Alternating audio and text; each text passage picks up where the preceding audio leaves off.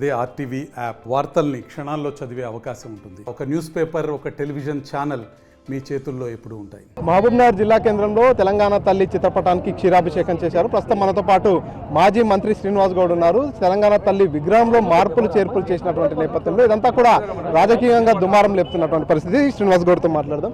స్వామి, చెప్పండి, ఏంటి అసలు కాంగ్రెస్ ప్రభుత్వం ఏర్పడిన తర్వాత ఇప్పుడు తెలంగాణ తల్లి విగ్రహం ఏర్పాటు చేస్తున్నారు. ఆ విగ్రహ ఏర్పాటులో మార్పు చేర్పుల్ని బీఆర్ఎస్ పార్టీ నుంచి వ్యతిరేకిస్తున్నారు. అసలు ఎందుకు వ్యతిరేకించాల్సినటువంటి పరిస్థితి? అంటే ఒకటి, తెలంగాణ తల్లి విగ్రహం తెలంగాణ తల్లి అనేది లేదనుకో, లేకుండా ఇప్పుడు కొత్త పెడితే నో ప్రాబ్లం. తెలంగాణ తల్లి అని చెప్పి తెలంగాణ ఉద్యమం నుంచి 2006-7 నుంచి నడుస్తూ ఉంది. ప్రతి గ్రామంలో తెలంగాణ తల్లి ఉంది. మరి ఒక తల్లి ఉండగా మళ్ళీ కొత్త వివాదం అనేది, కొత్త క్రియేషన్ చేయడం అనేది తప్పది. లేదు కొత్త పెట్టిందంటే ఓకే. మళ్ళీ బతుకమ్మని తీసిండ్రు. బతుకమ్మ అనేది తెలంగాణ అంటే ఎక్కడ దేశంలో ఏ రాష్ట్రంలో కూడా బతుకమ్మ అనేది తెలంగాణ పెట్టేంటి అంతంగే. ఇలా తెలంగాణలో పుట్టిన ఈ బతుకమ్మ ప్రపంచ దేశాలు అనుసరిస్తున్నాయి.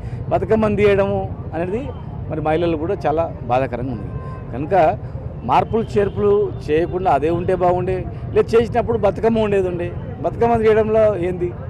బతుకమ్మ అంటే పేదవాళ్ళు అందరూ ఆడుకునేది ఆడపిల్లలే కదా.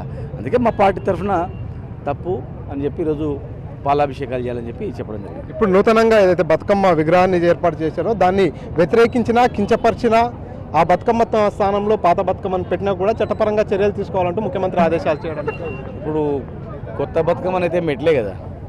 బతుకమ్మను ఎందుకు తీసిండ్రు అన్నది, తెలంగాణ తల్లిలో బతుకమ్మను ఎందుకు తీసిండ్రు? బతుకమ్మ తల్లిని చేర్చండి, మార్చాల్సిన యాజిటీగా ఉంటే కొత్త పెట్టింటే బాగుండే.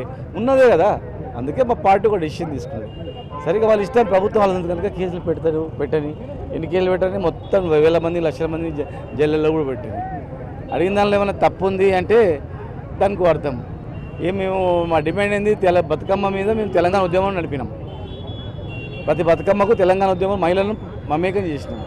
బతుకమ్మ అనేది ఆడనీయకుంటే ఆంధ్రప్రదేశ్లో గవర్నమెంట్లో, ఇది ఆంధ్ర ముఖ్యమంత్రులు బతుకమ్మ పాటలు కూడా ఆడనీయకపోతుంది.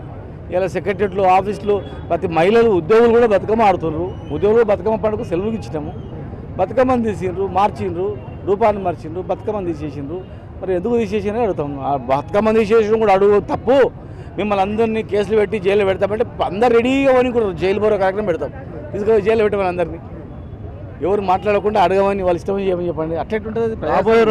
రాబోయే రోజుల్లో మీ ప్రభుత్వం ఏర్పడుతుందని ధీమాగా ఉన్నారు. ఒకవేళ నిజంగానే రాబోయే రోజుల్లో మీ ప్రభుత్వం ఏర్పడితే మళ్ళీ పాత తెలంగాణ తల్లి విగ్రహాన్ని తీసుకొస్తారు. ఖచ్చితంగా నేను మా కార్యనిర్వాహక అధ్యక్షుడు కేటీఆర్ గారు ప్రకటించారు కదా. మా అధ్యక్షుడు ప్రకటించారు. మా అధ్యక్షుడు కేసీఆర్ గారి ఆదేశాల మేరకే ఏదైనా మాట్లాడతారు. పార్టీ అనేది, పార్టీ ఏం డిసిషన్ తీసుకుంటే దాని ప్రకారం కట్టుబడి ఉంటారు. ఖచ్చితంగా జరుగుతుంది. ఎందుకంటే ఆయన అన్నాడు కదా, రేపు ఖచ్చితంగా మీ గవర్నమెంట్లో వస్తాం, 100% వస్తాం, మీరు చూస్తూ ఉండండి. ఎందుకంటే మీరు అంత డౌట్ ఉంటే ఆ బస్ స్టాండ్లో పోయి ఒక 10 మందిని అడగండి, లేదు 10 దుకాణంలో పోయి 10 మందిని అడగండి, ఒక రైతులో పోయి అడగండి, ముసలిళ్ళని పోయి అడగండి, పెన్షన్ తీసుకుంటూ పోయి అడగండి, మహిళలను పోయి అడగండి, ఆటో డ్రైవర్లను పోయి అడగండి. ఎందుకు ఉచిత బస్సు వాడుతున్నారు కదా, ఉచిత బస్సులో ప్రయాణించే మహిళల్ని అడగండి. రేపు ఎవరికి వేస్తారు ఓటు, ఏ ప్రభుత్వం బాగుండని అడగండి, ఎవరు ముట్టుకొని అడగండి. ఇప్పటికిప్పుడు ఎలక్షన్లు పెడితే ఎన్ని సీట్లు వస్తాయని ధీమా ఉంది? నేను చెప్తాను కదా, ఇప్పటికిప్పటికి వస్తే ఖచ్చితంగా 80 సీట్లు అయితే గ్యారెంటీ వస్తాయి, 100% వస్తాయి. సో మొత్తానికి కాంగ్రెస్ ప్రభుత్వం మీద ఇప్పటికే వ్యతిరేకత స్టార్ట్ అయింది. ఇప్పటికిప్పుడు ఎన్నికలు నిర్వహించినా కూడా దాదాపు 80 సీట్లు మా పార్టీకి వస్తుంది. అంతేకాకుండా బతుకమ్మ, తెలంగాణ సాంప్రదాయాలకు ప్రతీక అయినటువంటి బతుకమ్మ లేకుండా తెలంగాణ తల్లి విగ్రహాన్ని ఏర్పాటు చేయడం అనేది పూర్తిగా మేము ఖండిస్తున్నాం. అందులో భాగంగానే ఈరోజు పాలాభిషేకం కూడా నిర్వహించడం జరిగిందంటూ మాజీ మంత్రి శ్రీనివాస్ గౌడ్ తెలియజేస్తున్నారు. కెమెరా పర్సన్ నర్సింగ్ రెడ్డితో మణికంఠ, RTV, మహబూబ్నగర్. మరిన్ని వీడియోస్ కోసం ఛానల్ ని సబ్స్క్రైబ్ చేయండి. లేటెస్ట్ అప్డేట్స్ కోసం వాట్సాప్ ఛానల్ ని ఫాలో అవ్వండి. ఆ లింక్ డిస్క్రిప్షన్ లో ఉంది.